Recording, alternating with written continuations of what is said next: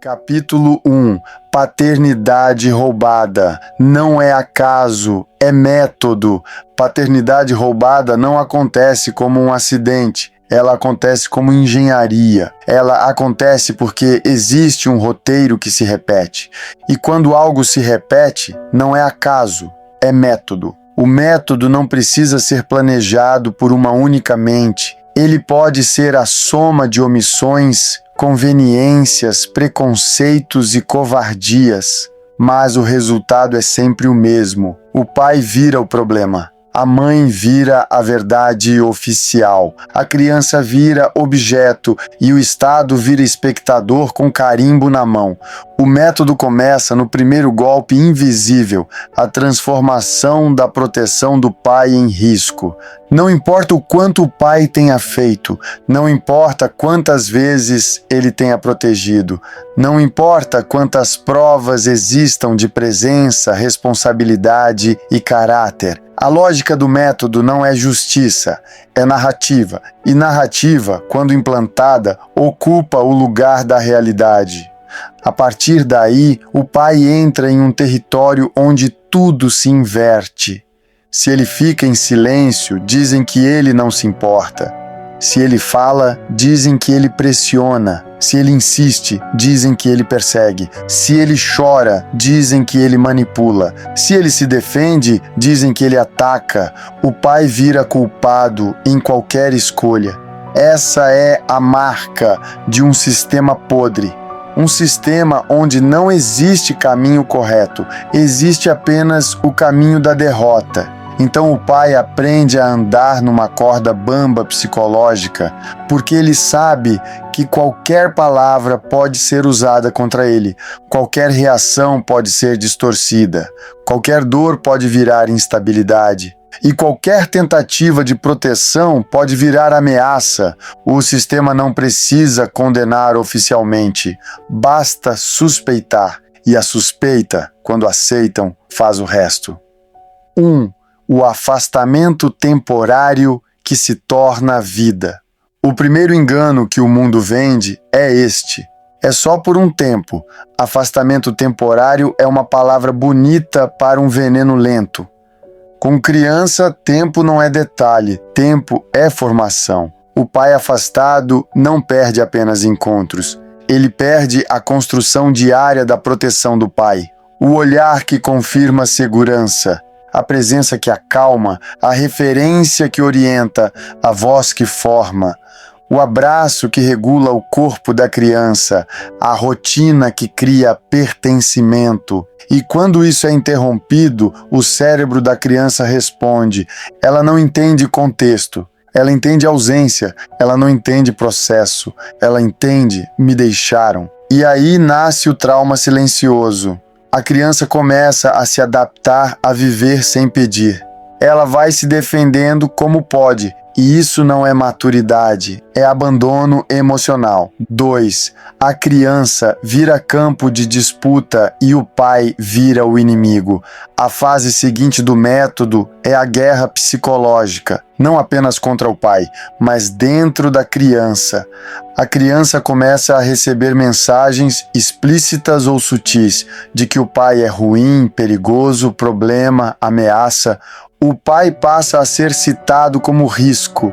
E o que é mais perverso, a criança vai aprendendo que desejar a proteção do pai é proibido. Ela pode não ouvir isso em palavras, mas ela sente no ambiente, ela sente no clima. Ela sente no olhar de reprovação quando menciona o pai. E então acontece o sequestro interno. A criança começa a dividir a própria alma. Ela sente desejo de proteção do pai, mas tem medo. Ela quer segurança, mas reprime. Ela quer colo, mas não pode. Isso é abuso, porque toda criança deveria ser livre para querer a proteção do pai sem terror. 3. O pai vivo é tratado como se fosse descartável. O mundo trata pai como figura substituível, como se pai fosse detalhe, como se pai fosse só ajuda, como se pai fosse só alguém que aparece de vez em quando.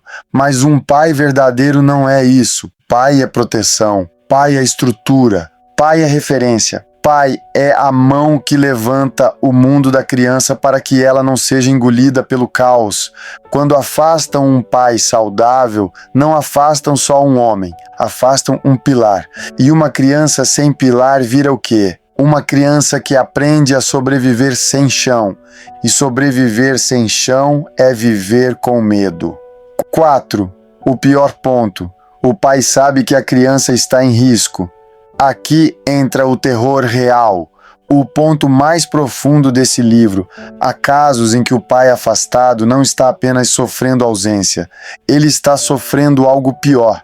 Ele sabe que a criança está em risco, ele percebe a violação, ele enxerga o que ninguém quer enxergar, ele sente na pele o que não consegue impedir. E mesmo assim, ele é obrigado a esperar. Esperar despacho, esperar análise, esperar agenda, esperar o tempo do sistema. Enquanto isso, a criança fica sob quem viola os direitos básicos dela. Esse é o ponto em que a palavra processo vira insulto, porque nenhum pai aceita como normal ter que aguardar enquanto a própria filha é esmagada por dentro. Isso não é prudência, isso é tortura, é o protetor impedido de proteger.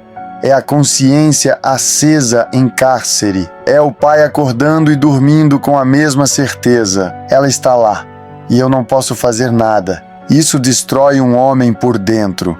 E quando destrói um homem por dentro, destrói também o mundo da criança. Porque a criança precisa da proteção do pai constante. O sistema não entende isso, ou entende e não se importa. 5. O pai é forçado a existir como sombra. Quando o pai é afastado, ele vira uma sombra dentro da vida da filha. Ele existe como nome, como ausência, como rumor, como figura que não está. E isso é criminoso porque pai não é ausência, pai é proteção.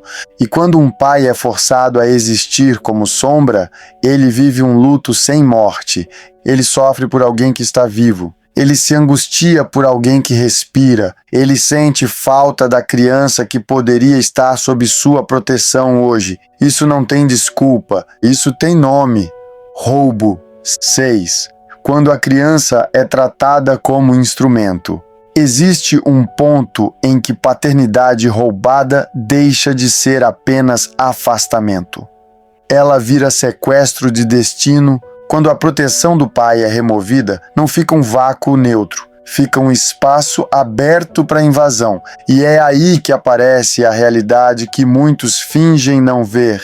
A criança passa a ser tratada como instrumento de controle, instrumento de narrativa, instrumento de poder, instrumento de vantagem. A criança, que deveria ser protegida, vira ferramenta nas mãos de usurpadores da posição do pai. Usurpadores não são pais. Usurpadores não protegem. Usurpadores roubam a criança do pai. Eles entram no espaço do pai não por dever, não por responsabilidade, não por verdade. Entram por ambição egoísta.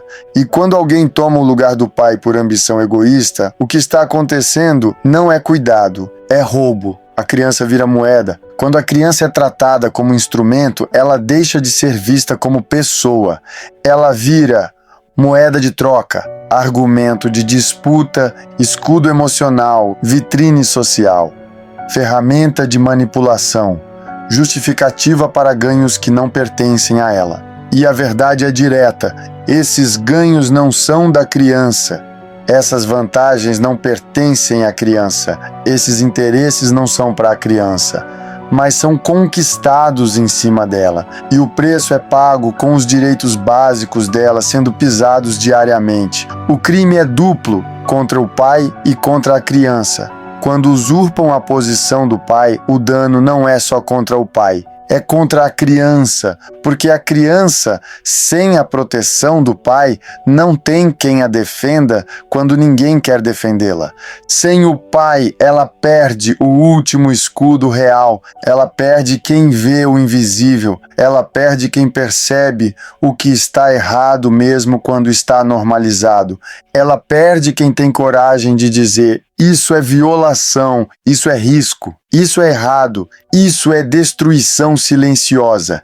E sem essa proteção, a criança fica entregue àquilo que mais destrói uma infância, o ambiente onde ela é usada. A criança não é propriedade. Nenhuma criança é propriedade de mãe.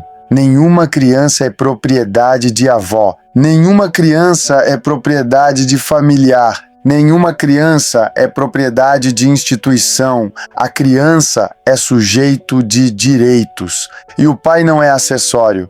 O pai é proteção. Quando isso é negado, a criança deixa de ser pessoa e vira objeto.